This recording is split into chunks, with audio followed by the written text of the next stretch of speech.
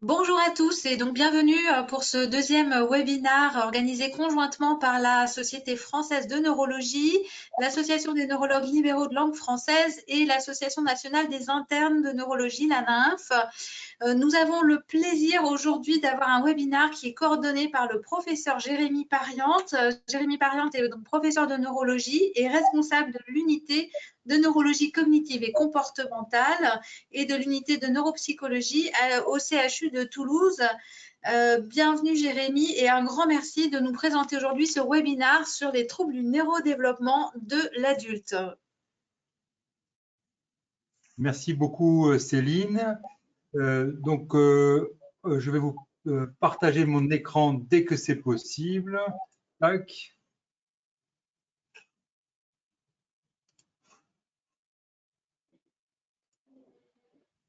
Je pense que ça devrait marcher comme ça. Est-ce que Marine, vous pouvez vérifier? C'est bon? Oui, c'est très bien. On voit ton écran en entier. Donc, parfait. Bon, bonjour à tous. Donc, je suis très heureux de coordonner cette session commune de nos communautés sur les troubles du neurodéveloppement de l'adulte avec mes collègues que je vous présenterai juste à la fin de ce topo et en particulier l'organisation qu'on voulait faire à la fois de manière un peu générale sur les troubles du neurodéveloppement de l'adulte et également de manière un peu plus spécifique sur les troubles du déficit de l'attention avec hyper ou sans hyperactivité. Donc, la première partie de ce que je vais présenter ici, c'est une introduction un peu générale aux troubles du neurodéveloppement.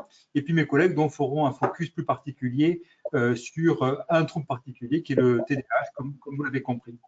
Alors, peut-être en introduction, de manière un peu générale, il faut se rappeler une chose qui est assez peut-être mal connue par les neurologues et probablement pas assez enseignée dans les DES de neurologie, c'est la question du neurodéveloppement et quelles sont les altérations du neurodéveloppement. Alors, bien sûr, on ne peut pas rentrer en quelques minutes sur tous les détails des troubles du neurodéveloppement, mais je vous ai mis ici ce qui a été publié il y a quelques années dans une revue qui est extrêmement intéressante sur quels peuvent être les troubles du neurodéveloppement, avec soit des modifications cognitives, donc une altération cognitive qui peut être soit focalisée sur un des aspects de la cognition, soit de manière plus générale, c'est ce qu'on appelle globalement la déficience intellectuelle, mais je ne vais pas rentrer dans le détail de la déficience intellectuelle ce soir, on va plutôt aborder certains aspects neurodéveloppementaux.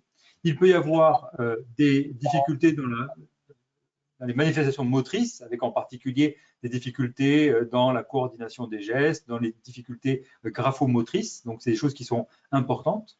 Et puis, un troisième point qui est aussi observé dans les troubles du neurodéveloppement sont les manifestations comportementales qui peuvent être, bien sûr, des difficultés dans le contrôle des émotions, de contrôle de l'impulsion, dans des comportements répétitifs, par exemple.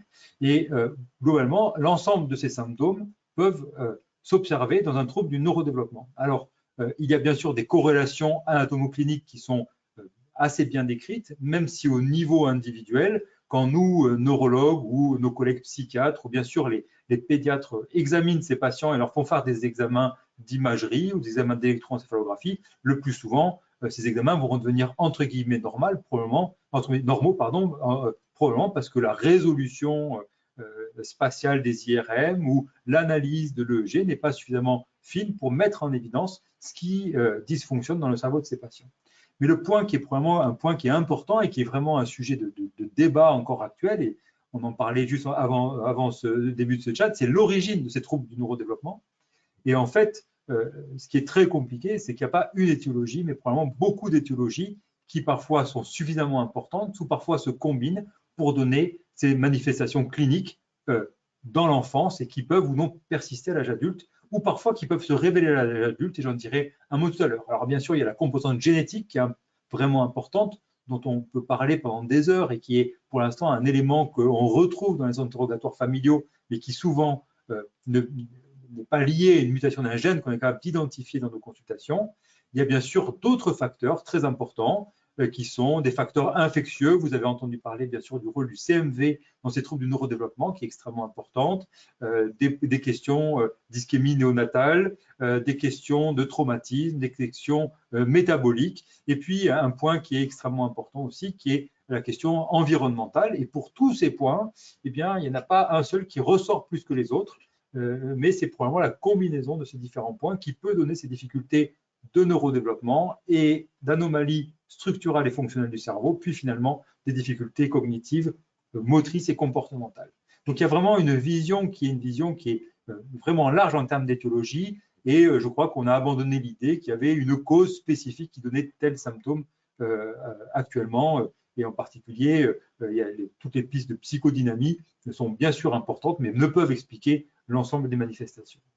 Alors, j'ai emprunté cette diapositive à Hélène Ribeiro, qui a travaillé avec nous un moment, qui est quelqu'un qui a été très investi dans les troubles du neurodéveloppement et qui a fait un Master 2 dans notre équipe il y a quelques années à ce sujet-là. Et c'est un résumé qui est bien sûr imparfait, comme tous les résumés, de à quoi correspond ce trouble du neurodéveloppement. Alors, bien sûr, on ne va pas rentrer dans les détails de tout, de tous ces troubles du neurodéveloppement, mais globalement, si on prend le rond ici rose, eh bien c'est les troubles spécifiques des apprentissages, et donc souvent, ceux-ci sont repérés de manière très facile dans l'enfance, à l'école en particulier, donc ça c'est très facile, la dyscalculie, la dysorthographie, la dyslexie qu'on appelle à présent trouble spécifique du langage écrit, donc ça c'est des éléments qui sont très faciles. Le trouble du spectre de l'autisme qui concerne un petit peu moins le neurologue, c'est tous les psychiatres qui s'en occupent. La déficience intellectuelle dont on ne dira pas un mot, les troubles du langage oral avec en particulier donc, ce qu'on appelait avant les dysphasies, et puis les troubles moteurs dans lesquels il y a le trouble du développement de la coordination, la dyspraxie, et puis d'autres choses que vous connaissez, en particulier le syndrome de la Tourette, qui est un point qui est important, et puis le trouble du déficit de l'attention avec hyperactivité ou sans hyperactivité, qui va être détaillé un tout petit peu plus loin. Alors, ces troubles-là, eh bien, ils sont parfois isolés, parfois associés, et le diagnostic se fait à l'âge adulte, parfois, et parfois également, bien sûr, se fait à l'âge de l'enfance, et on voit des patients à l'âge adulte. Alors, la vraie question, si on prend l'ensemble de ces troubles, c'est pourquoi c'est intéressant pour le neurologue? Pourquoi le neurologue, qui soit dans une unité dédiée à la neurologie cognitive et comportementale, comme c'est le cas de notre équipe, ou que ce soit un neurologue qui fait de la consultation de mémoire, pourquoi, ou quelqu'un qui s'occupe de la cognition post-AVC ou post-trauma crânien, pourquoi c'est tellement important de connaître ces concepts-là? Alors en fait, il y a probablement beaucoup de raisons, mais j'en ai identifié 3 pour vous. La première, c'est peut-être ce que moi j'appellerais le dark side, le truc un peu moins intéressant que le reste. C'est le suivi d'un diagnostic porté dans l'enfance. Arrive à la consultation un enfant qui est devenu adulte et qui dit, voilà, j'ai été diagnostiqué avec un trouble de la dyspraxie, un trouble développemental de coordination, et j'aimerais que vous m'aidiez pour mon cursus universitaire, ou j'ai eu un TDAH, est-ce que vous pouvez m'aider à represcrire un médicament? On en parlera tout à l'heure. Donc ça, c'est le diagnostic porté dans l'enfance, et à savoir finalement, qu'est-ce qui reste de ce diagnostic à l'âge adulte? Alors, il y a la question de poursuite dans le traitement, et puis des trucs qui sont un peu moins intéressants pour nous peut-être, mais qui sont importants pour les gens, c'est les aménagements scolaires, tiers-temps pour le bac, aide en particulier pour les examens, le contact avec l'université pour les services dédiés au handicap, pour les tiers-temps, pour l'aménagement du parcours de ces étudiants. C'est un service qu'on rend qui est assez administratif, mais qui est d'une utilité extrêmement importante pour l'intégration dans les phénomènes, dans l'université de ces étudiants, et bien sûr l'intégration professionnelle, le lien avec le médecin du travail. Je ne rentre pas en détail. Et puis, il y a le truc qu'on connaît tous et qu'on n'aime pas faire, mais qui rend vraiment service si on le fait bien, c'est le dossier MDPH pour aider aux différents aménagements. Donc, je ne rentre pas dans les détails.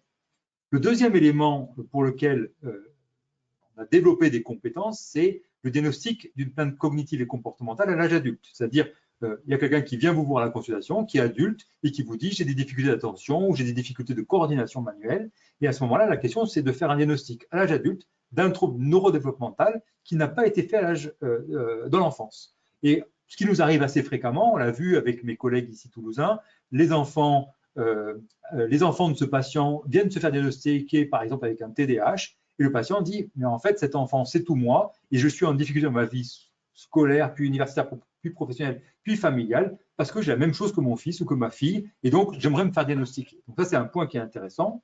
Et on fait des diagnostics assez souvent, à l'âge adulte, de troubles du développement de la coordination, du TDAH, parfois du trouble du spectre de l'autisme, dans nos consultations de neurologie dédiées à ces troubles du neurodéveloppement, avec une aide extrêmement importante qu'on apporte, et plus le diagnostic est fait précocement, plus on peut aider le parcours scolaire, le parcours universitaire, l'adaptation professionnelle, parfois avec des mesures de rééducation et de la pharmacologie. La chose qui est difficile pour nous à l'âge adulte, c'est que si les symptômes sont assez purs sur le plan cognitif et comportemental chez les enfants, chez l'adulte, il y a souvent une comorbidité psychiatrique qui est extrêmement importante, avec des réactions anxio-dépressives, avec d'autres comorbidités, et en particulier, un point qui est extrêmement important, c'est le problème de l'addiction. Souvent, des patients qui ont un trouble du neurodéveloppement vont développer des addictions pour éviter, par exemple, pour limiter leurs troubles du comportement, leur impulsivité, ils vont se mettre à consommer des toxiques pour les apaiser en attendant de vous rencontrer. Et à ce moment-là, on est obligé de faire un lien avec les psychiatres parce que parfois les comorbidités sont compliquées. Je pense en particulier au diagnostic différentiel avec les troubles de la personnalité. Donc, on a besoin souvent dans ces histoires d'avoir parfois l'œil d'un psychiatre pour nous aider. Et puis, il y a un troisième point qui est important. Pourquoi c'est intéressant pour le neurologue? Ce troisième point, c'est alors, quand on fait un bilan neuropsychologique, un patient a fait un AVC, a fait un traumatisme crânien, eh bien, pour ce patient, on va faire un bilan neuropsychologique et on trouve des atypies. On se dit, tiens, c'est bizarre, il a un profil cognitif qui est différent de ce qu'on s'attendait.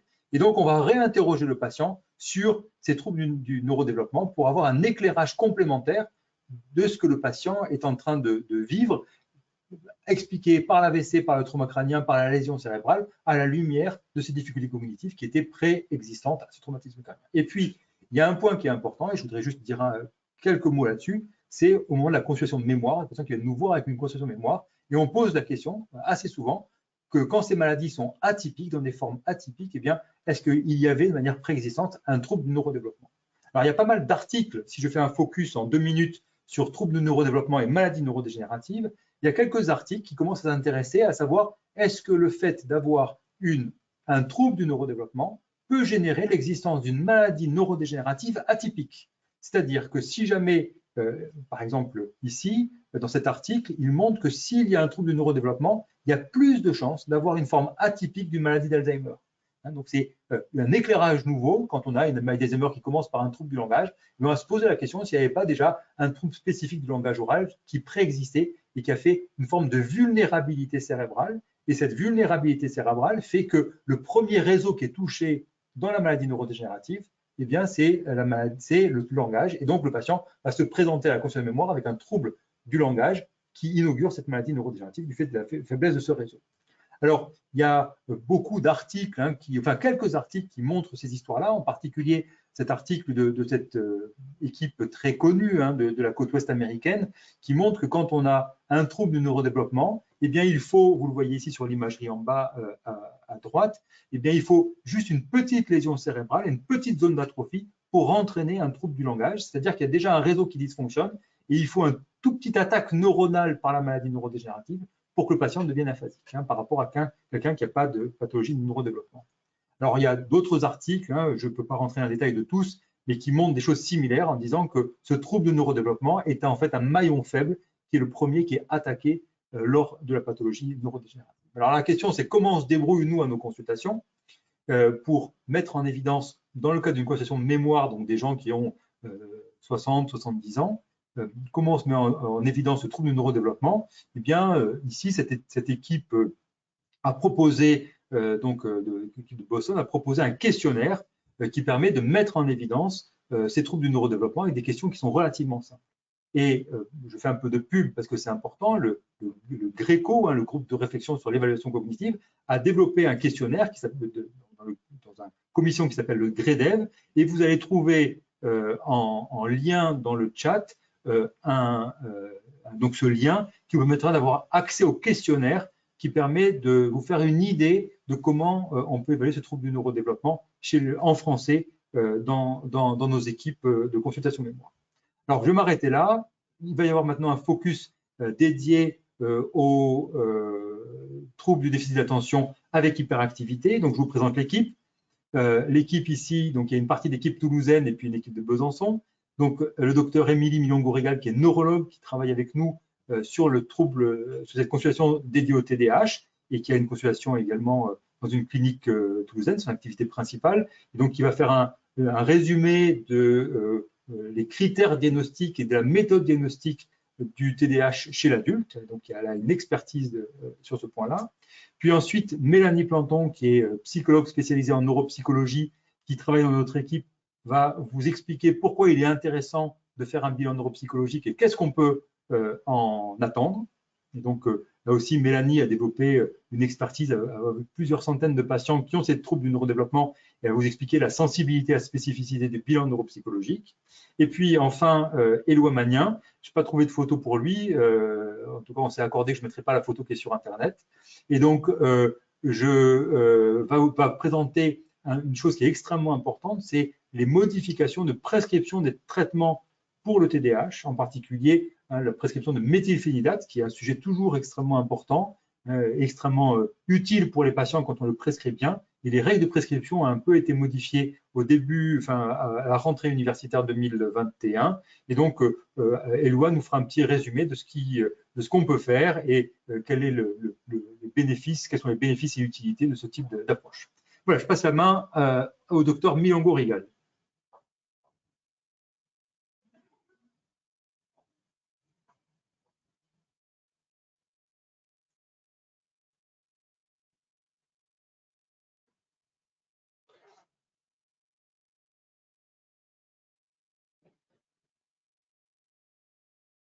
On ne t'entend pas.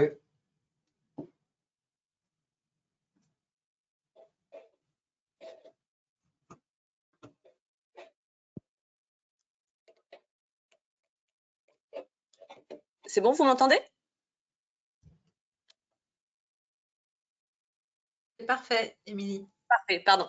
Bonjour, merci beaucoup. Alors, le TDAH, donc, ou trouble déficitaire de l'attention avec ou sans hyperactivité, a une prévalence variable selon les études, mais estimée à 6% chez les filles, 7% chez les garçons et environ 2% chez les adultes.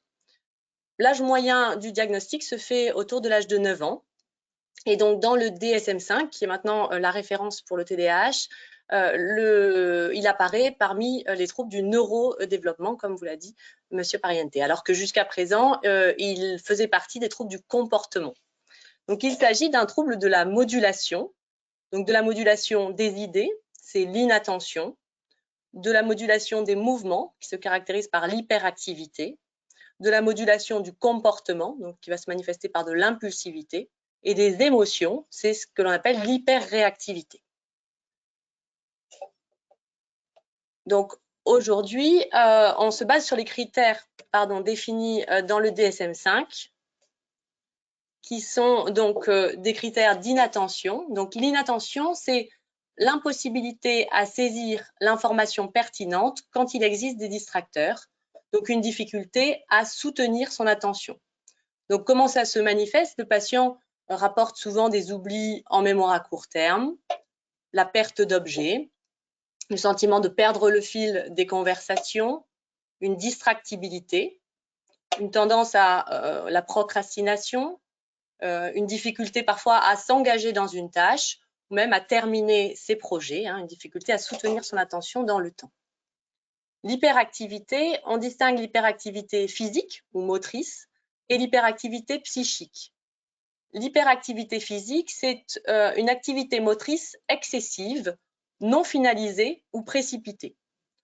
Le patient va avoir du mal à rester assis à table, à rester assis en classe. Donc, ça peut être ça, ou ça peut être des impatiences motrices seulement, donc avec une nécessité de remuer les mains et les pieds. L'hyperactivité psychique, c'est, ils nous disent, le sentiment que le cerveau, finalement, est toujours en action, qu'une idée en entraîne une autre, et ainsi de suite. L'impulsivité, enfin, donc il y a plusieurs champs dans l'impulsivité. Excusez-moi, je veux un petit. Voilà. C'est donc un manque de contrôle dans les réponses motrices, cognitives et émotionnelles. Donc ça va être le fait de couper la parole, de terminer la phrase à la place des autres, des difficultés à attendre son tour, ou alors des achats compulsifs, des compulsions d'ordre alimentaire.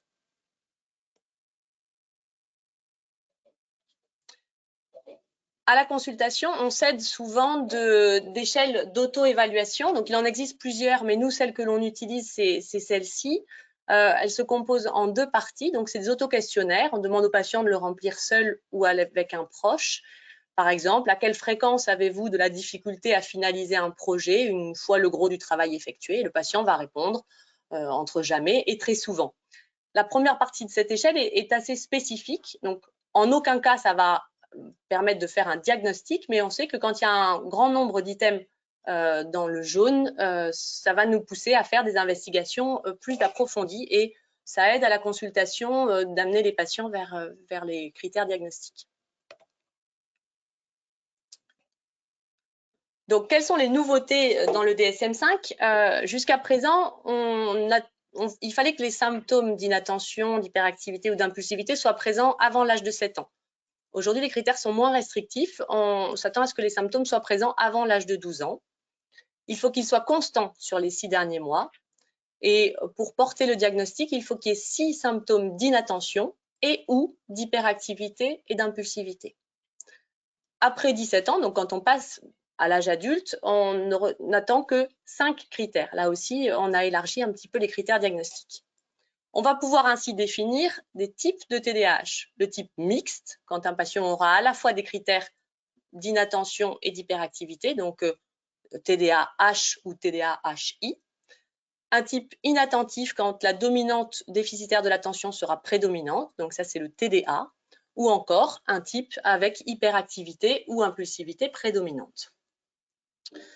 Dans le DSM-5, il est dit qu'il ne faut pas qu'il y ait de maladies psychiatriques ou d'autres pathologies neurodéveloppementales susceptibles de mieux expliquer les symptômes. Mais la nouveauté, c'est que il est admis qu'il peut y avoir des comorbidités. Et il n'y a plus les diagnostics d'exclusion comme il y avait avant. Avant, on disait ce patient a un trouble du spectre de l'autisme, donc il ne peut pas avoir de TDAH. Aujourd'hui, ce n'est pas le cas et le patient peut tout à fait avoir les deux.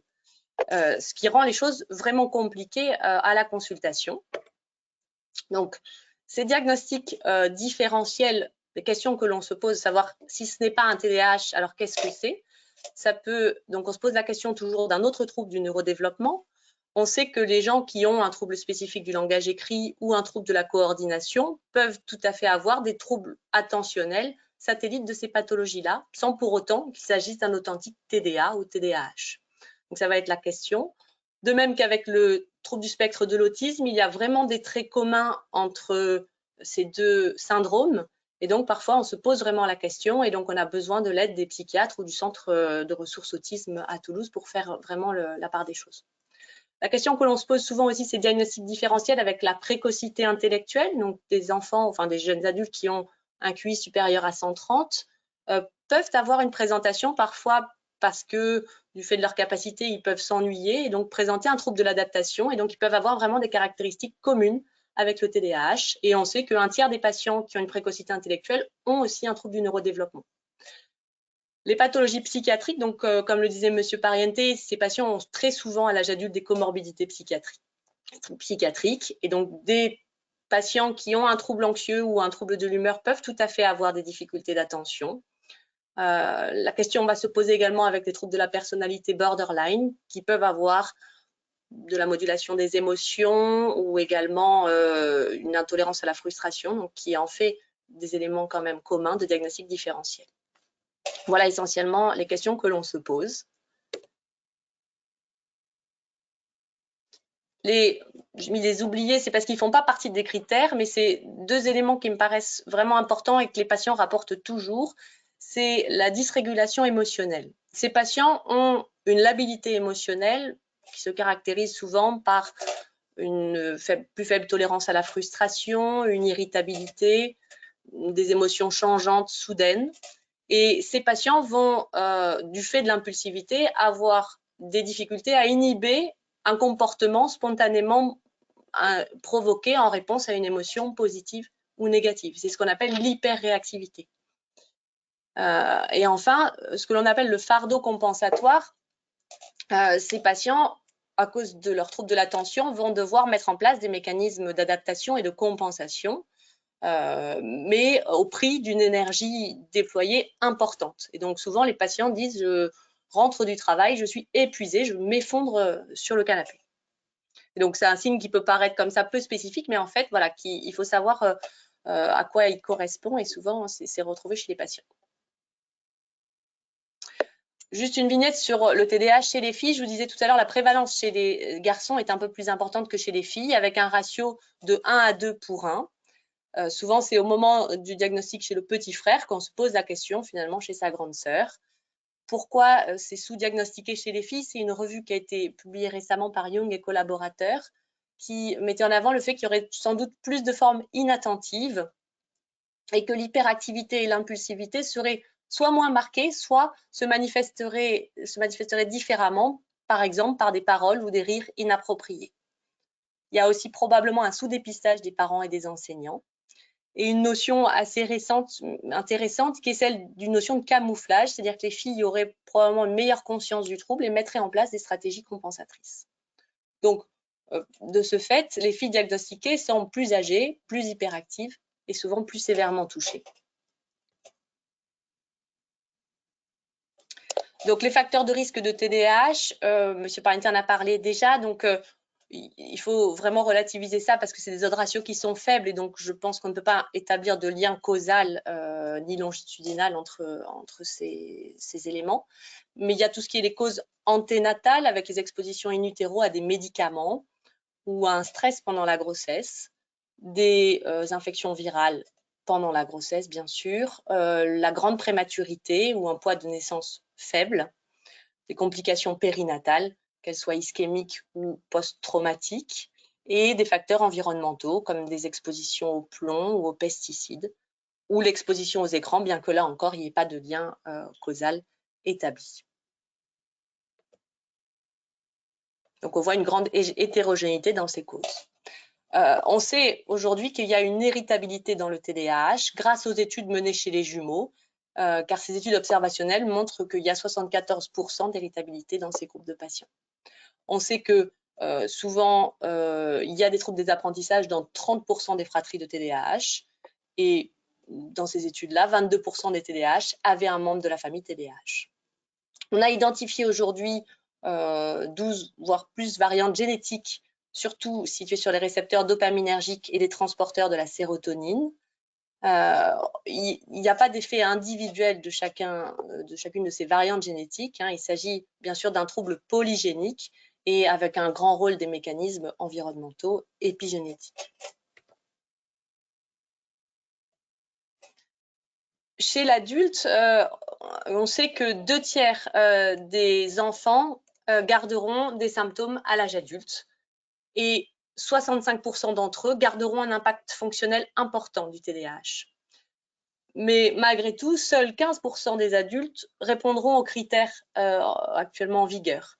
Donc, il faut savoir vraiment, quand on fait le diagnostic à la consultation adulte, aller rechercher des signes d'hyperactivité et d'impulsivité de l'enfance parce que quand on avance en âge, ceux-là sont moins marqués. C'est très important d'en faire un diagnostic précoce. C'est là l'enjeu parce que quand on fait un diagnostic enfant, donc l'enfant qui a un TDAH, il a des difficultés dans les apprentissages, souvent une diminution des compétences sociales. Mais si on laisse aller le trouble sans le traiter, sans le prendre en charge, ces patients vont malheureusement connaître l'échec scolaire, ce qui va représenter une diminution, enfin être responsable d'une diminution de l'estime d'eux-mêmes, souvent d'un déficit motivationnel, et c'est à ce moment-là qu'ils vont se tourner vers des conduites addictives, des troubles des conduites, un isolement, et qu'il peut y avoir s'installer, donc on peut voir s'installer des troubles psychiatriques associés comme des comorbidités anxio-dépressives. Et à l'âge adulte, c'est des patients qui vont parfois installer un trouble de la personnalité, qui vont avoir des problèmes avec la justice ou des problèmes professionnels. Donc, plus le diagnostic est fait précocement, vraiment, mieux ça se passe. La place des examens complémentaires dans notre consultation, nous, on a pour habitude de voir ces patients de manière pluridisciplinaire, donc avec psychiatre, neuropsychologue, psychologue et neurologue. On propose à titre systématique une évaluation neuropsychologique et un entretien psychologique individuel. Et ensuite, le reste, l'on oriente au cas par cas si on a des arguments. Pour un trouble spécifique du langage écrit, on fera un bilan orthophonique. Si on a des arguments pour un trouble de la coordination, on fera un bilan psychomoteur. L'IRM cérébrale, on ne la fait pas systématiquement si le TDAH est isolé, mais on le fait dès que l'on a un doute sur une pathologie du spectre de l'autisme, par exemple. Ensuite, une fois que l'on a posé le diagnostic de TDAH, c'est très important d'évaluer sa sévérité. Le DSM-5 classe en troubles légers, modérés ou sévères selon le nombre de symptômes et l'impact fonctionnel. L'impact fonctionnel doit être significatif dans au moins 2 domaines. Donc, le domaine scolaire, les activités sociales, les relations familiales ou le domaine professionnel. Donc, on peut tout à fait avoir des patients qui n'ont pas de gêne dans leur vie familiale, mais sans pour autant que ça remette en question le diagnostic. Ça fait vraiment partie des nouveaux critères. Ce n'est pas quelque chose qui doit être exclusif. On sait que l'impulsivité conditionne le pronostic social, l'inattention, le pronostic académique, et l'hyperactivité, le pronostic mise en danger, conduite à risque. C'est très important d'évaluer la sévérité parce que c'est ça qui va orienter en fait la prise en charge, qu'elle soit médicamenteuse ou non médicamenteuse, comme vous parlera le professeur Magnin tout à l'heure. Juste pour conclure, le diagnostic de TDAH chez l'adulte, c'est un diagnostic qui n'est pas facile parce qu'il est basé sur l'entretien clinique et c'est un trouble qui est à la fois hétérogène dans sa présentation clinique et dans son étiologie. Et les pathologies associées, qu'elles soient psychiatriques, neurodéveloppementales ou addictives, viennent là-dessus brouiller un peu les pistes. Et parfois, les symptômes du TDAH ne sont pas au premier plan. Donc, il faut savoir avec le temps revoir des patients qu'on traite pour une dépression, les revoir à distance pour voir un petit peu finalement ce qui reste une fois que la pathologie psychiatrique est prise en charge. Comment on pourrait améliorer nos pratiques? Peut-être essayer de mieux repérer ces patients en formant les professionnels de première ligne. Essayer de dépister les situations d'urgence parce qu'il y en a, parfois c'est des situations qui sont compliquées, et essayer d'améliorer le réseau enfants-adultes ou ville-hôpital pour une meilleure communication entre les professionnels de santé.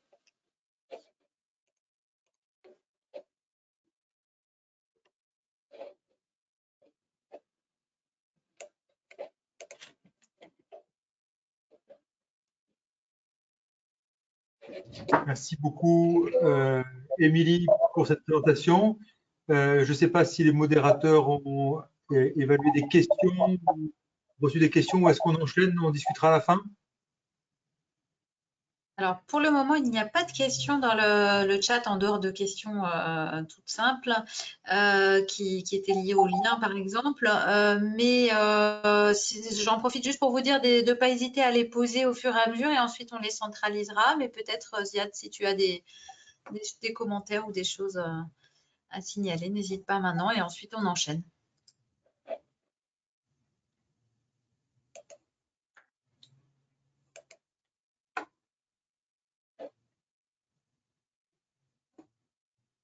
Alors, on enchaîne avec Mélanie Planton, qui est donc psychologue spécialisée en neuropsychologie, qui travaille donc dans notre unité, donc avec Émilie et moi, entre autres, parce que l'équipe est plus large que ça. Il y a aussi le docteur Juliette Salle, qui est psychiatre, Béatrice Lemel, qui est neuropsychologue également, et Marianne Cousineau, qui est psychologue clinicienne. Et donc, c'est dans cette équipe, avec cette vision multiple, que on peut avancer sur des diagnostics et des prises en charge.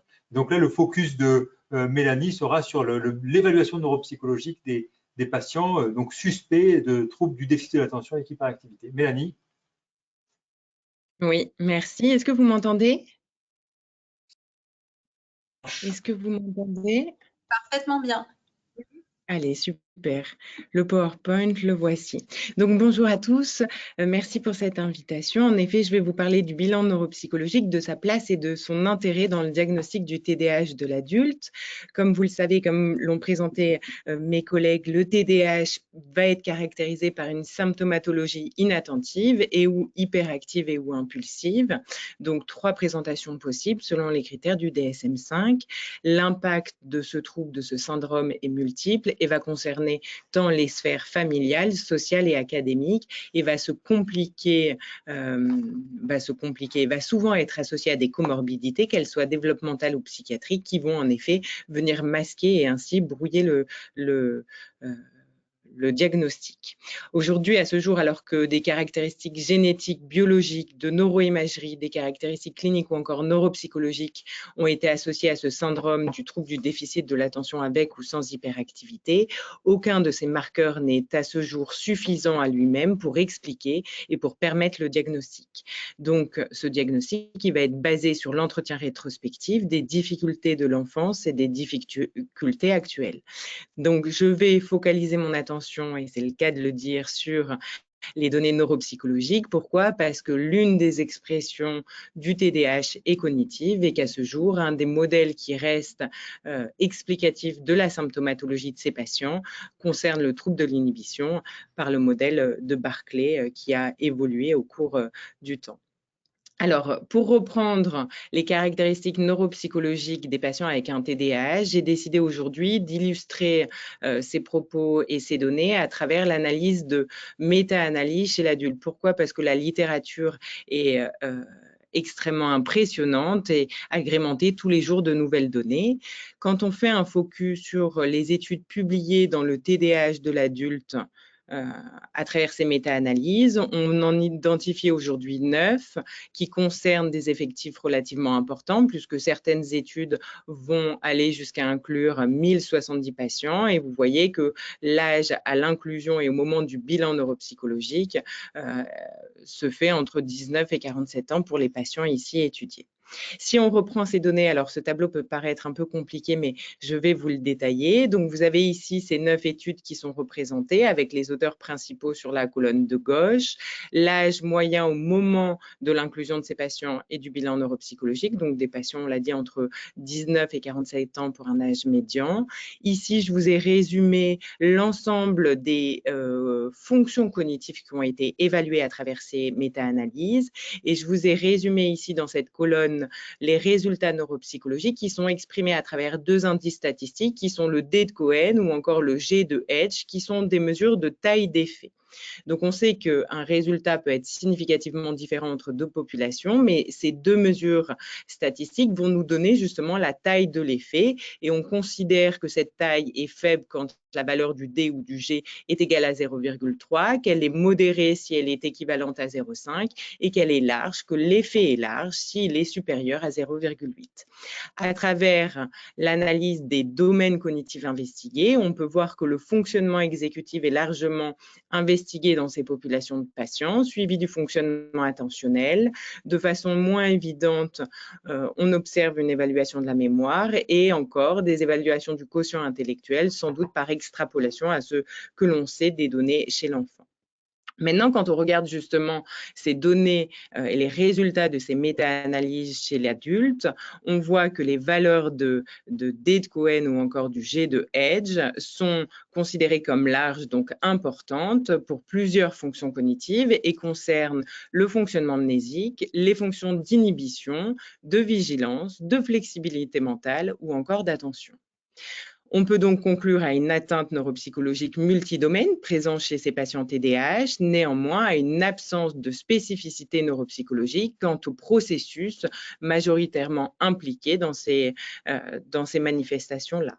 De la même façon, on pourrait interroger la nature des processus en mémoire impliqués. Est-ce qu'il s'agit vraiment d'une atteinte mnésique de type épisodique, comme on le sait dans certaines maladies neuroévolutives, ou alors est-ce que c'est l'impact attentionnel qui lui-même va se répercuter sur les fonctions mnésiques? Ça, la littérature n'a pas encore conclu quant à cette question. De la même façon, en regardant ces résultats, puisque seules les fonctions ici surlignées en bleu attestent d'un effet large, on va conclure à des tailles d'effet le plus souvent de petite taille pour discriminer la population expérimentale de la population contrôle avec, je vous l'ai souligné ici, Mossert et collaborateurs dans sa méta-analyse de 2015 qui va nous rapporter que certains patients TDAH auraient des performances équivalentes à celles des sujets contrôle, voire des scores cognitifs supérieurs à celles de la population contrôle. Néanmoins, dans cette analyse de la littérature au travers du prisme de ces méta-analyses, il y a quand même des biais méthodologiques importants. Le premier, c'est que à travers ces études, peu vont contrôler l'impact des comorbidités psychiatriques et neurodéveloppementales. Or, on sait à quel point l'humeur, une altération de l'humeur ou du comportement va elle-même impacter la cognition. De la même façon, aucune d'entre elles ne vont aller cibler l'analyse du profil neuropsychologique en fonction de la présentation du TDAH, à savoir inattentif versus mixte versus hyperactivé ou impulsif, ou encore vont contrôler, peu d'entre elles, l'impact d'une prise de psychostimulants, donc des médicaments associés au TDAH, sur les performances neuropsychologiques. Donc on a des résultats aujourd'hui qui sont extrêmement hétérogènes et sans consensus établi sur les fonctions neuropsychologiques les plus spécifiques à ce syndrome du TDAH. Une autre partie de la littérature va, elle, interroger la valeur prédictive, la valeur additionnelle du bilan neuropsychologique dans le diagnostic du TDAH.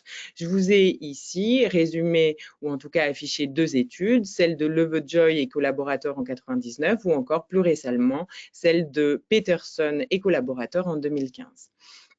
Toutes deux incluent des petits échantillons, 26 adultes TDAH versus 60 adultes TDAH pour Peterson et collaborateurs. Vous le voyez avec des âges médians à l'inclusion de 41 ans et de 28 ans. Peut-être je fais un focus rapide sur la tâche de 2015 de Peterson qui, elle, va notamment utiliser et tester la valeur prédictive d'un test bien connu qu'on appelle le CPT pour Continuous Performance Test, qui a été identifié comme le test peut-être le test le plus spécifique à cette population de TDAH. Donc c'est un test où le patient va devoir systématiquement, donc des chiffres, il y a différentes modalités de présentation de ce test, mais des chiffres ou des lettres vont lui être présentés, il devra systématiquement appuyer et finalement, on va lui demander d'inhiber sa réponse au moment où la cible apparaîtra. Et quand on regarde le détail de ces études et les résultats sur les mesures de validité intrinsèques de ces outils, alors que ces outils nous montrent des différences entre la population contrôle et la population TDAH, quand on regarde les valeurs prédictives positives ou négatives de nos outils neuropsychologiques, elles sont satisfaisantes pour prédire un TDAH lorsqu'il y a une altération à un de ces tests neuropsychologiques, donc avec des valeurs entre 80 et 100% de bons diagnostics. À l'inverse, les valeurs prédictives négatives sont insatisfaisantes puisqu'elles sont ici équivalentes au hasard à 52% versus entre 50 et 69% dans l'étude de Lovejoy. Donc, ça veut bien dire que la puissance, donc la prédiction négative suggère qu'un score normal ne permet pas de prédire l'absence de TDAH. Ainsi, on a des résultats neuropsychologiques non consensuels puisqu'il y a une hétérogénéité clinique importante et donc une absence de mesures ou de fonctions cognitives spécifiques à cette population, avec certains auteurs qui nous disent que des patients TDAH pourraient performer de façon plus importante qu'une population contrôle. Une absence d'altération cognitive au bilan neuropsychologique qui n'exclurait pas un syndrome de TDAH puisque les valeurs prédictives négatives, on l'a vu, restent insatisfaisantes avec nos outils. Et donc, aujourd'hui, il n'y a pas de test neuropsychologique suffisamment spécifique pour confirmer ou infirmer la présence d'un TDAH au niveau individuel. Ces données donc, nous invitent en tant que neuropsychologues à aller développer des outils et aller capturer des mesures peut-être un peu plus efficaces que des pourcentages de bonnes réponses ou encore des temps de réaction médians à nos tests et peut-être basés sur des mesures qui vont contraindre le patient ou encore imposer des sortes de restrictions, de récompenses une fois la réponse du patient étant bonne ou mauvaise. Néanmoins, il reste plusieurs intérêts à aller réaliser un bilan neuropsychologique malgré cette absence de consensus dans cette littérature. Le premier, c'est que l'analyse des résultats au bilan neuropsychologique va permettre d'augmenter la métacognition des patients par l'identification de ses forces et de ses faiblesses cognitives. Plus le patient sera métacognitif, plus il sera à même d'identifier les situations problématiques dans sa vie de tous les jours et donc d'aller implémenter des stratégies compensatrices pour aller faciliter et donc ainsi réduire ses incapacités au quotidien. Donc ça peut se travailler avec le neuropsychologue en fin de consultation, donc par l'analyse des résultats ou sur des séances dédiées dans le cadre d'une remédiation cognitive. Donc, ce bilan va permettre justement d'aller identifier quantitativement ou qualitativement par l'interprétation du neuropsychologue ses forces et ses faiblesses cognitives. De la même façon, il permettra une compréhension de la sévérité de l'atteinte fonctionnelle en vie quotidienne pour ainsi mettre en place des aménagements et des aides et ainsi développer des stratégies de compensation ou de facilitation pour améliorer son fonctionnement cognitif et donc l'interface avec son environnement. Le bilan neuropsychologique va permettre aussi donc l'identification, alors c'est pas toujours le cas, mais en tout cas l'œil aguerri du psychologue spécialisé en neuropsychologie pourra permettre l'identification des comorbidités neurodéveloppementales, mais également psychiatriques, par certaines faiblesses qui seraient peut-être moins spécifiques au TDAH, mais plus qui orienteraient le praticien vers un trouble de la coordination parce que le patient montre des difficultés visio-spatiales ou encore des faibles capacités de rotation mentale qui orienterait plus vers un TDC ou un ralentissement important de la vitesse de traitement de l'information. Donc, on l'a dit, l'identification de ces comorbidités. Et enfin, le bilan neuropsychologique permettra et donc l'analyse des résultats qualitatifs et quantitatifs vers une orientation sur des prises en charge non pharmacologiques adaptées en fonction des besoins cognitifs et des profils neuropsychologiques observés. Et enfin, il semble un outil important pour suivre et monitorer les changements dans les habiletés cognitives, dans les changements d'humeur, mais également monitorer l'effet des traitements chez les patients TDAH et plus généralement qui ont un trouble du neurodéveloppement. Je vous remercie pour votre attention.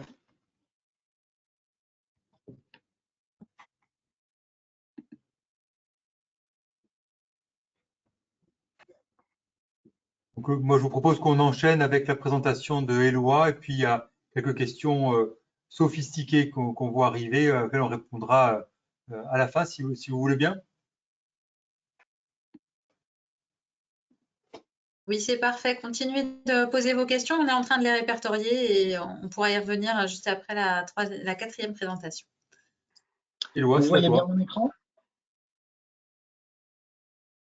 Il faut juste que bon, tu le mettes en vous mode voyez mon présentation. Hop. Afficher l'écran, c'est bon? Il faut que tu te mettes en mode présentation, simplement. Ouais, oui, d'accord, très bien. Hop, c'est pas sûr. Ah.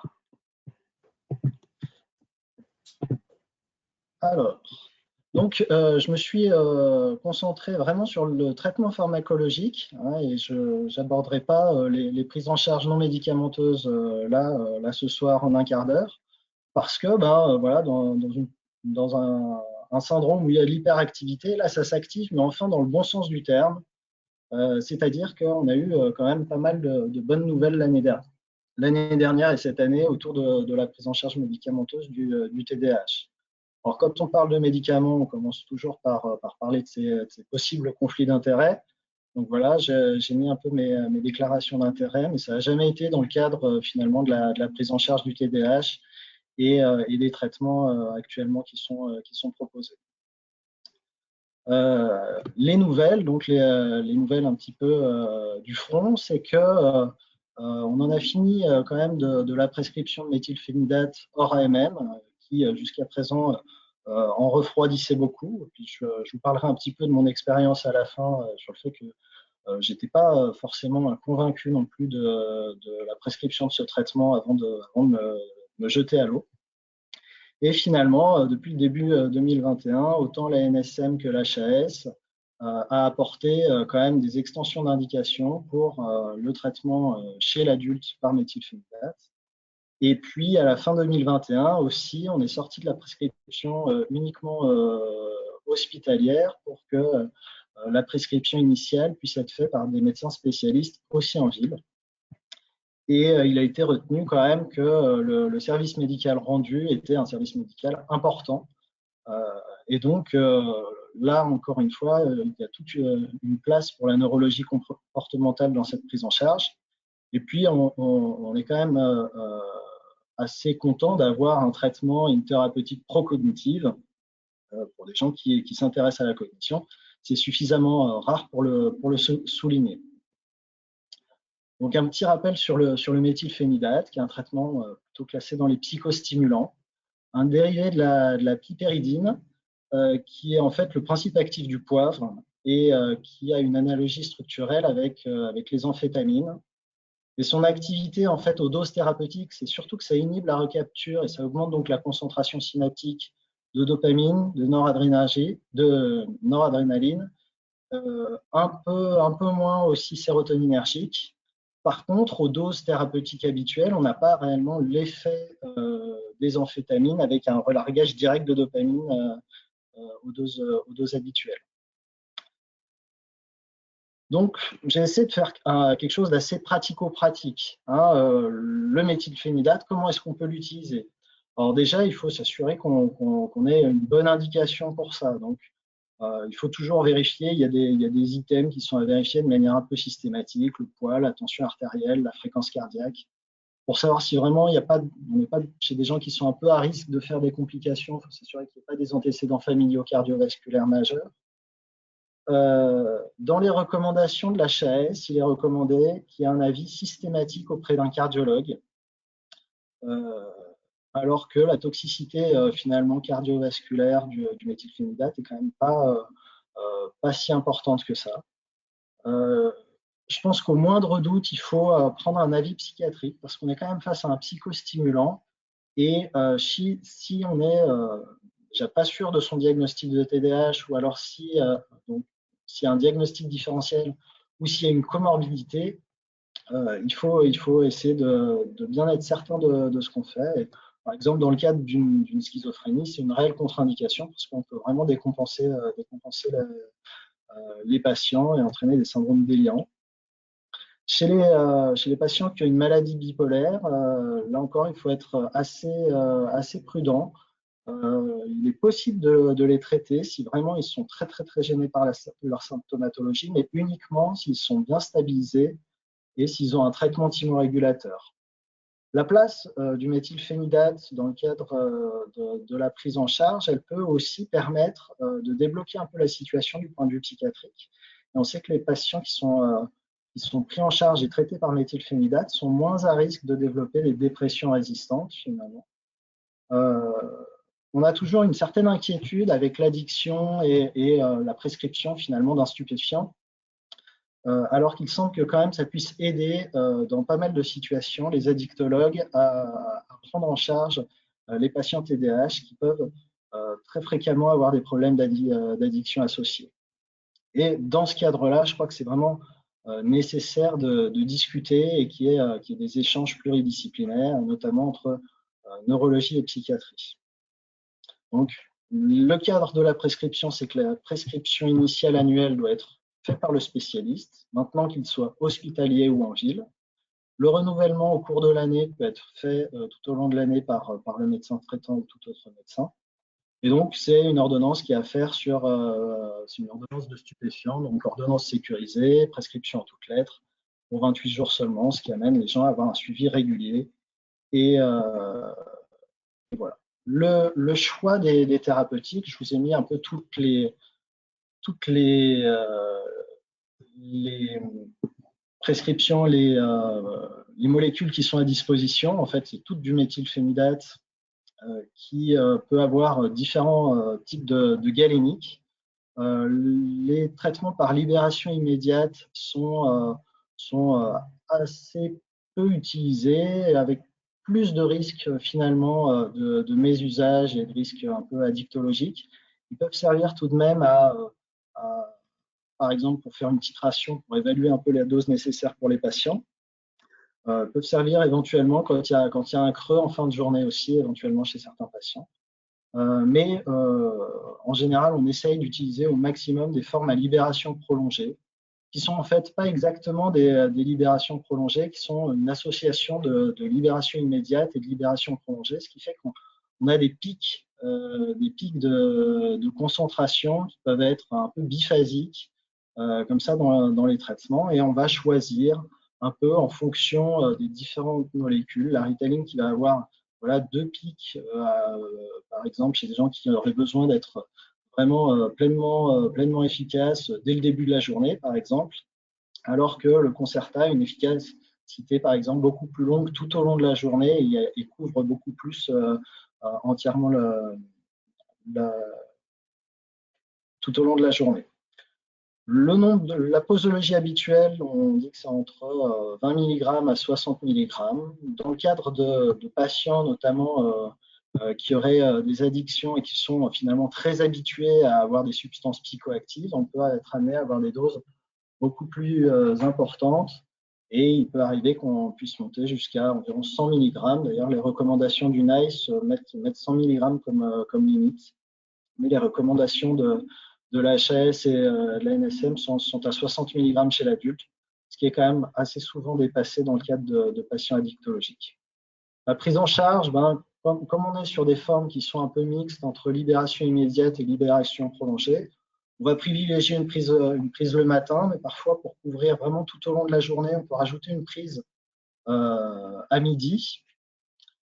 En théorie, étant un traitement psychostimulant, on essaye d'éviter de prendre des prises plus tardives dans la journée, mais il faut bien avouer qu'il y a tout de même certains patients avec un TDAH qui ont des troubles du sommeil qui sont finalement dus un peu à leur tachypsychie, à leur agitation. Et certains patients peuvent prendre une prise le soir qui les aide finalement à trouver le sommeil et à finalement débrancher un petit peu ce cerveau bouillonnant. L'augmentation des paliers, on dit qu'on va faire des paliers de 10 mg par semaine pour essayer d'arriver jusqu'à une dose qui soit la dose minimale efficace. La surveillance de ce traitement, on reste toujours sur une surveillance un peu classique, du poids, de la tension, de la fréquence cardiaque. Dans les études, ça fait un tout petit peu augmenter la tension et la fréquence cardiaque, mais ça ne majore pas les facteurs de risque cardiovasculaire en population générale. Mais si on est chez des patients qui ont d'autres facteurs de risque cardiovasculaire associés, déjà une hypertension par exemple, des choses comme ça, là, il faut quand même s'assurer qu'on ne les déséquilibre pas complètement. Bien sûr, il faut qu'on surveille la tolérance neuropsychiatrique et notamment chercher si on n'a pas, on ne va pas déséquilibrer un trouble du comportement qui aurait déséquilibré une pathologie psychiatrique qui aurait été méconnue. Et donc, on va essayer de chercher aussi à voir s'il n'y a pas, par moment, un mésusage des traitements pour s'assurer que voilà, on reste bien dans le cadre des bonnes pratiques de la prescription de ces traitements. Il y a un plan de gestion de risque européen avec finalement des checklists qui ont été développés pour voilà, valider un petit peu tous les items à vérifier à l'instauration du traitement et à vérifier au cours des visites de suivi. Et, ces checklists sont assez bien faites, elles datent de 2016, mais par contre, il y a quelques questions qui s'appliquent à l'enfant et pas seulement à l'adulte. Pour vous dire un petit peu mon retour d'expérience, initialement, il y a quelques années, je n'étais pas tout à fait convaincu de l'intérêt du méthylphénidate chez les patients adultes. Et finalement, c'est face à un patient qui était vraiment en grande souffrance, à la fois au niveau professionnel, avec des grandes difficultés, une grande instabilité professionnelle, mais aussi sociale, dans sa vie personnelle, avec sa famille, que voilà, j'étais un petit peu en difficulté pour lui proposer des choses. Il avait déjà essayé de faire des prises en charge psychologiques, des psychothérapies, de la thérapie cognitivo-comportementale. On était un petit peu en double la prise en charge non médicamenteuse. Et là, je vous ai mis son questionnaire, le questionnaire de l'ASRS, où on vous a présenté les 6 premiers items tout à l'heure. Là, et donc, voilà, finalement, j'ai essayé un peu en dépit, en me disant tente le tout pour le tout. Et finalement, je viens de le revoir aujourd'hui, donc ça tombait bien, et je lui ai fait repasser le questionnaire, et on voit que d'un questionnaire qui était positif pour quasiment pour tous les items, finalement, il est maintenant négatif pour tous les items. Il est ravi de ce traitement-là. Donc voilà, un petit peu, ça m'a convaincu d'essayer ce traitement. Ça, c'est une histoire de chasse, c'est un retour d'expérience, ça ne relate pas l'efficacité que ça peut avoir chez tous les patients. Donc, il y a des méta-analyses qui ont été faites pour essayer de valider un peu ce sentiment-là. Et on voit que dans le cadre des méta-analyses, effectivement, le méthylphénidate apporte vraiment un plus dans la prise en charge des patients. Et donc, à mon avis, ça doit faire partie des outils dont on doit se saisir. Là, dans la méta-analyse, on voit un peu toutes les autres options thérapeutiques qui peuvent exister dans la prise en charge du TDAH qui, malheureusement, sont assez compliquées à mettre en œuvre et à avoir accès, et notamment les demandes d'ATU pour les patients ayant un TDAH peuvent parfois relever du parcours du combattant. Donc, je ne développerai pas cela ce soir. Mais voilà, il y a un arsenal thérapeutique qui va peut-être, dans les années à venir, s'étoffer encore même un peu plus. Juste une petite remarque, il n'y a pas réellement d'intérêt pour le TDAH en lui-même, des traitements antidépresseurs, neuroleptiques ou anxiolytiques. C'est des traitements qui sont à réserver pour la prise en charge des comorbidités associées qui sont effectivement très fréquentes, mais de prescrire un IRS, par exemple, n'est pas une prescription qui va s'occuper du TDAH et donc on ne s'occupera pas de la cause primaire d'un syndrome dépressif réactionnel aux difficultés, par exemple. Juste pour vous dire, voilà, ça fait partie des recommandations quand même. Il y a des recommandations européennes, recommandations aussi du NICE en Grande-Bretagne, qui considèrent que le traitement médicamenteux doit être proposé quand même plutôt en première intention chez l'adulte, ayant un TDAH avec une gêne importante au quotidien, ce qui ne met pas complètement du tout de côté la prise en charge non médicamenteuse, qui peut être intéressante en add-on ou qui peut être intéressante pour les TDAH qui sont plus modérés aussi. Et donc voilà, juste pour finir, vous avez fait passer un petit questionnaire dans le chat pour l'étude un petit peu de l'intérêt des neurologues et de la neurologie pour la prise en charge et la connaissance un petit peu que peuvent avoir les neurologues sur les troubles neurodéveloppementaux de l'adulte. Et je vous serais très reconnaissant de bien vouloir le remplir si vous avez 5 petites minutes. J'en ai fini.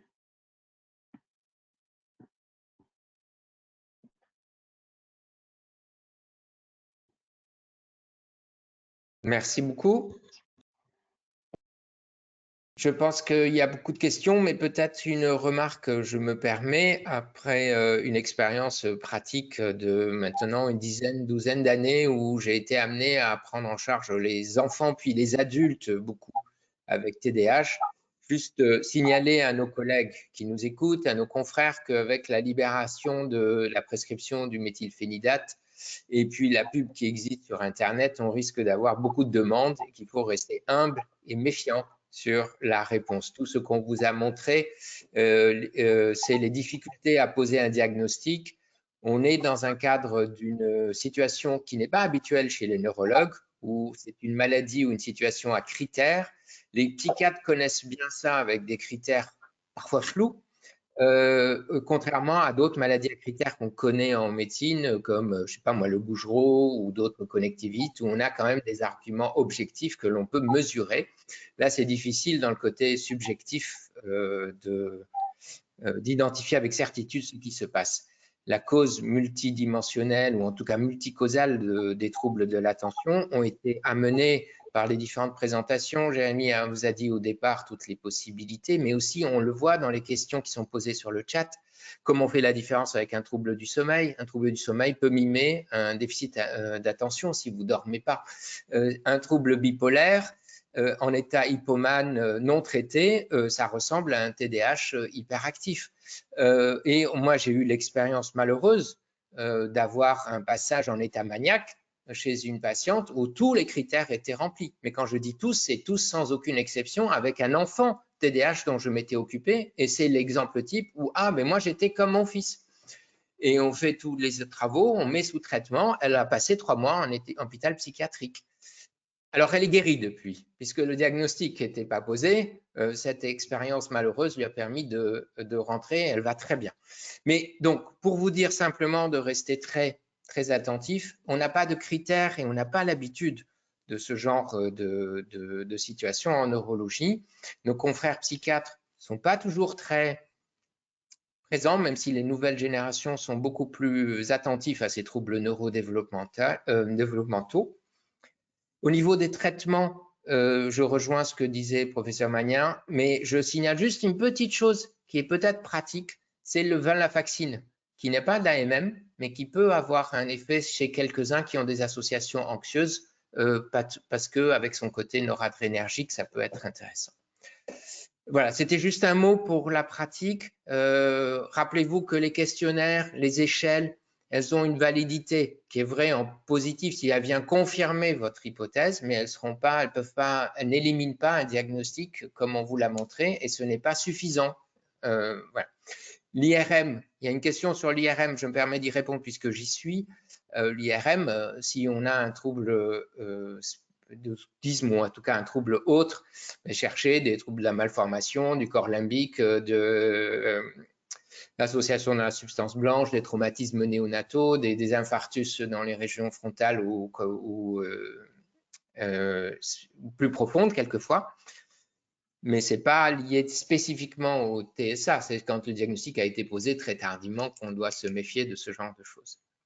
Après, une question que moi j'aimerais poser, et je ne sais pas ce que vous avez, Jérémy, dans votre situation, c'est que deviennent les anciens TDAH confirmés qui deviennent vieux et qui commencent à développer une maladie neurodégénérative? Est-ce qu'ils ont une tendance à être plus vers une forme de démence frontotemporale ou bien est-ce que vous arrivez à sortir quelque chose? Parce que jusqu'à maintenant, je n'ai pas réussi à être convaincu par quelque chose de ce type.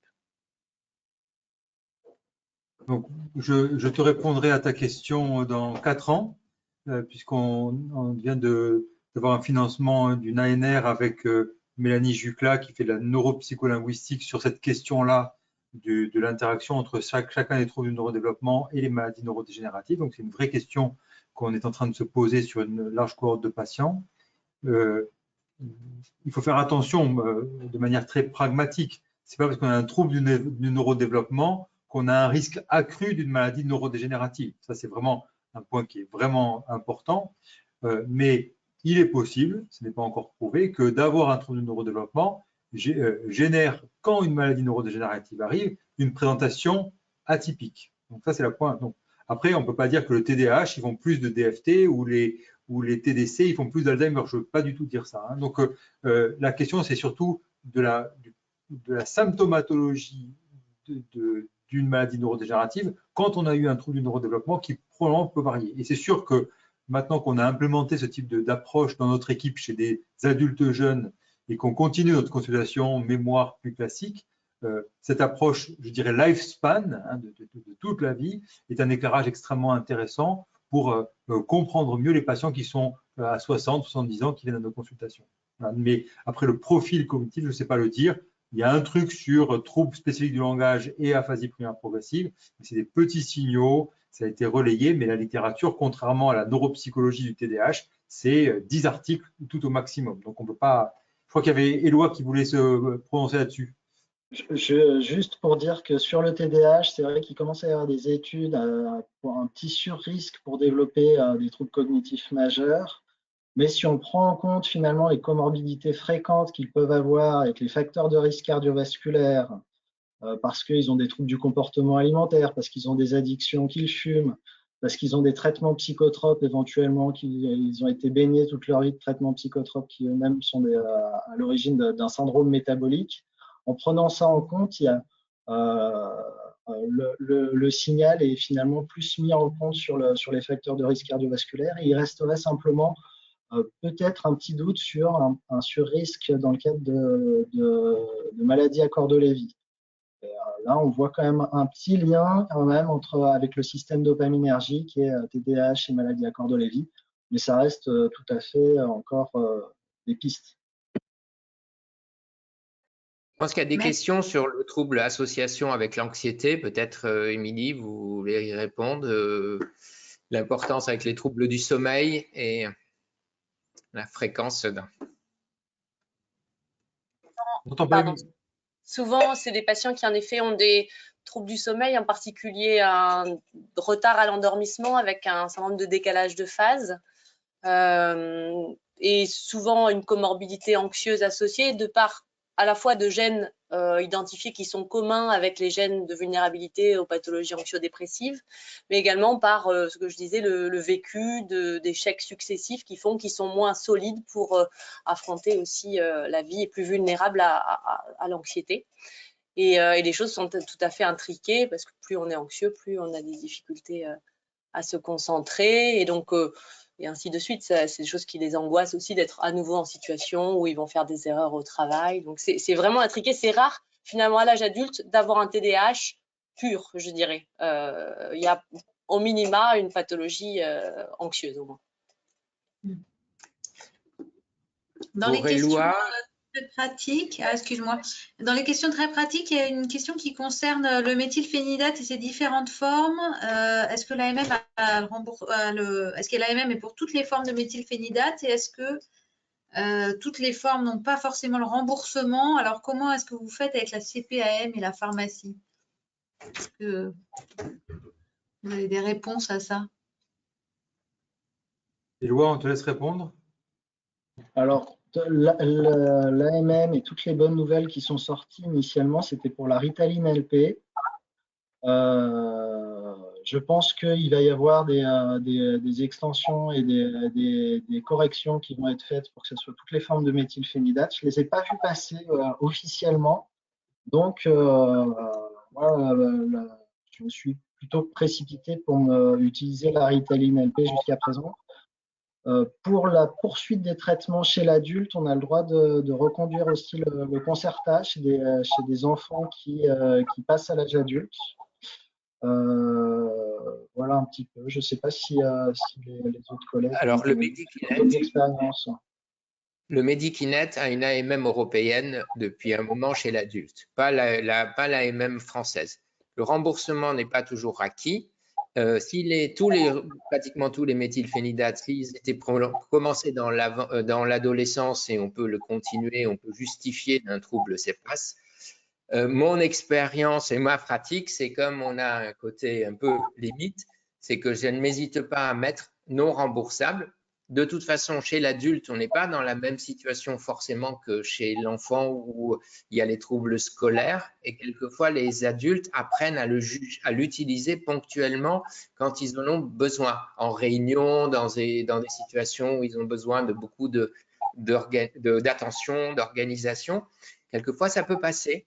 Et ça évite parfois des mésusages. Alors, c'est une pratique qui, voilà, quand il y a des personnes qui sont en difficulté financière, écoutez, moi, je vous donne ma façon de faire. Moi, je le prescris et on discute ou on demande une autorisation auprès du médecin conseil. Après, ils ne viennent pas vérifier. Ils ne vérifient même pas que vous avez eu tous les ans une prescription par le médecin autorisé. Hein. Pour vous dire, là, je viens de voir un enfant, ça fait 3 ans que je ne l'ai pas vu et on lui renouvelle les ordonnances sans aucune discussion. L'important, c'est qu'on ait eu l'AMM européenne. Déjà, on peut, s'il y a un souci, on est dans une situation où on a des justificatifs scientifiques.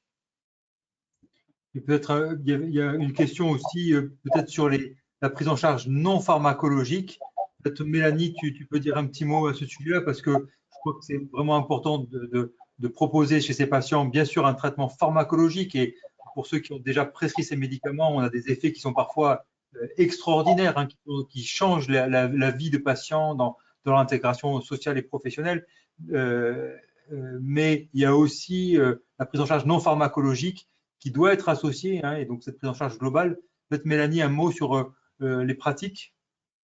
Oui, autant chez l'enfant, ces pratiques et ces interventions non médicamenteuses, elles sont beaucoup plus systématiques et l'orientation vers des rééducations en libéral est assez fréquente. Chez l'adulte, beaucoup moins et en fait, je crois qu'elles doivent être pensées en fonction des besoins cognitifs du patient, puisqu'on sait que c'est quand même des adultes qui vont compenser leurs difficultés et qui, par l'expérience et la répétition à des situations délicates, vont eux-mêmes s'adapter tant dans les choix professionnels qu'ils vont faire ou à défaut à défaut contraints par l'environnement. Et de ce fait, la rééducation, en tout cas les interventions non médicamenteuses, elles sont vraiment dictées, à mon sens, par les besoins cognitifs et par le type d'altération cognitive. Parce que le trouble de l'attention, et notamment de l'attention soutenue, peut être pris en charge relativement facilement chez l'enfant dans une attitude de training. Néanmoins, chez l'adulte, il faut toujours penser à la balance bénéfice-coût, de venir une fois par semaine, voire 2 fois par semaine dans le bureau d'une orthophoniste pour aller rééduquer une attention, donc une capacité à maintenir son attention à long terme qui serait finalement mise en jeu dans tout acte de la vie quotidienne. Alors si sur les composantes de l'attention, peut-être de l'attention sélective ou sur des stratégies très compensatrices directes, il peut y avoir un bénéfice. Je ne suis pas sûre qu'elle soit réellement efficace sur des approches en remédiation cognitive pour travailler l'attention soutenue. Néanmoins, tout le travail qui peut se faire, c'est un travail sur le fonctionnement exécutif et notamment de penser les besoins et les stratégies les plus adaptées pour mieux s'organiser, pour mieux planifier son quotidien ou encore mieux apprendre à apprendre et à mémoriser des informations et ces approches. Donc, maintenant, pour faire plus large, elle passe d'une part donc par la rééducation cognitive. Il y a des techniques annexes qui se sont développées, des techniques annexes qui sont plutôt des vieilles casseroles comme le neurofeedback qui est de plus en plus utilisé, mais finalement, elles vont toutes viser à apprendre aux patients à devenir conscients de leur engagement et de leur désengagement attentionnel. Parce que l'attention, c'est finalement, elle s'applique implicitement. C'est des ressources qui sont déployées dans la vie de tous les jours. Et c'est finalement la première étape, à mon sens, c'est d'augmenter la métacognition de ces patients. Les rendre plus métacognitifs, donc plus sensibles à leur façon de fonctionner. C'est, à mon sens, une grande aide. Ça peut se faire relativement rapidement en quelques séances et donc travailler ces stratégies cognitives en fonction des demandes et des besoins au quotidien. Très bien. Bah, écoutez, merci vraiment à tous. Un grand merci à Jérémy Pariente d'avoir organisé ce webinaire, d'avoir invité un beau panel d'orateurs. Merci à Ziad aussi pour les discussions, les questions. Et aussi, je mentionne Marilyn Vaux de la SFN qui est à la technique et qui nous permet de faire ces webinaires. On était très nombreux, presque 300 au pic de participation. Je vous donne à tous rendez-vous probablement autour du 11 mai. Vous allez être on va vous confirmer la date bientôt. Et le prochain, donc ce sera le 3e webinaire de cette année, concernera la présentation neurodégénérative des encéphalites auto-immunes. Et ce webinaire sera coordonné par le professeur Jérôme Honora.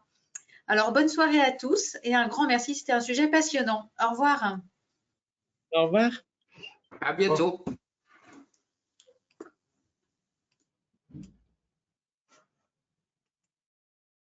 C'était connecté.